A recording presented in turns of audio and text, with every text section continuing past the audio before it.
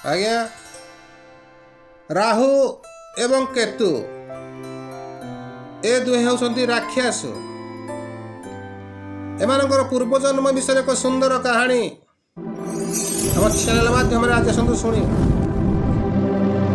ଏହା ସ୍ୱର୍ଗଭାନୁ ହେଉଛି ରାହୁ ଓ କେତୁର ପୂର୍ବ ନାମ। ସମୁଦ୍ର ମନ୍ଥନରୁ ବାହାରିଥିବା ଅମୃତକୁ ବିଷ୍ଣୁ ମୋହିନୀ ବେଶରେ ବାଣ୍ଟୁଥିବା ସମୟରେ ସ୍ୱର୍ଗଭାନୁ ଚିନ୍ତା କଲା, ଏ ସୁନ୍ଦରୀ ସର୍ବ ଅମୃତ ଦେବତାମାନଙ୍କ ମଧ୍ୟରେ ବାଣ୍ଟିଦେବ, ଆମ ଅସୁରମାନଙ୍କ ଭାଗରେ କିଛି ବି ପଡ଼ିବ ନାହିଁ। ଏହା ଭାବି ସେ ରୂପ ପରିବର୍ତ୍ତନ କରି ଦେବତାଙ୍କ ଧାଡ଼ିରେ ବସିଗଲା।